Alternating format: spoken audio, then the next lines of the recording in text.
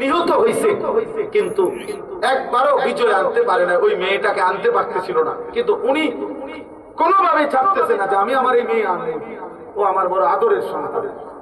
শেষ পর্যন্ত বহুদিন পরে দুই গোত্রের বয়স্করা, প্রবীণ লোকেরা একটা পরামর্শ বৈঠকে বসে বলছে, না এর একটা সমাধান হওয়া দরকার। তখন রক্তারক্তি বন্ধ করে এই বয়স্ক প্রবীণ লোকেরা এরকম মেল মিটিং দরবারে মধ্যে বলছে যে ঠিক আছে, মেয়েটাকে ডাইকা আনো, মেয়েটাকে জিজ্ঞেস করো, মেয়েটা যদি যার কাছে থাকতে চায়, বাপের কাছে যদি ফিরতে চায় বাপের কাছে দেওয়া হবে, ছেলেটার কাছে যদি থাকতে চায় ছেলেটার কাছে দেওয়া হবে।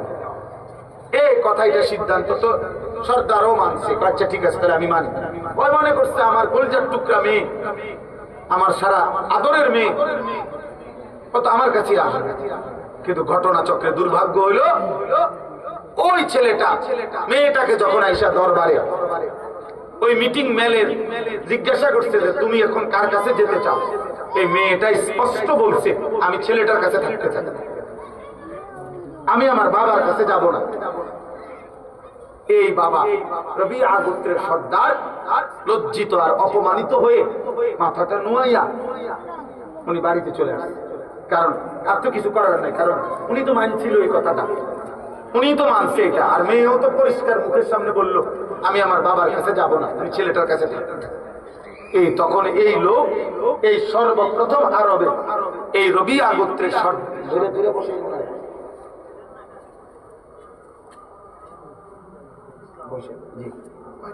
রবিয়া গোত্রের এই সর্দারের আরেকটা ছোট মেয়ে ইতিমধ্যে ছিল, ওইটা তার প্রথম আদরের মেয়ে ছিল।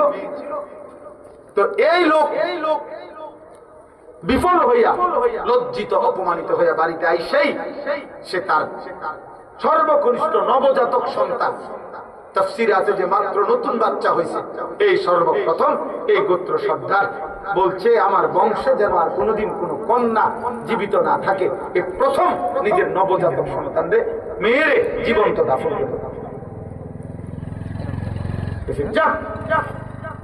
আর সন্তানে আমার কন্যারা বাঁচতে। এরপরে গোত্রের বাকি লোকদেরকে বলছে আমার ওসিয়ত, তোমরা যদি আমার সর্দার মানো, আরব দেশে তখন জাহিলি যুগে সর্দারের জন্য মানুষ জান দিত,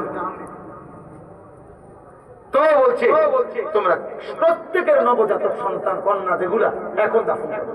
এই ধীরে ধীরে নবজাতক কন্যা দাফন করার এই রেওয়াজ ওই গোত্রের থেকে এরপরে অন্যান্য গোত্রে চলে।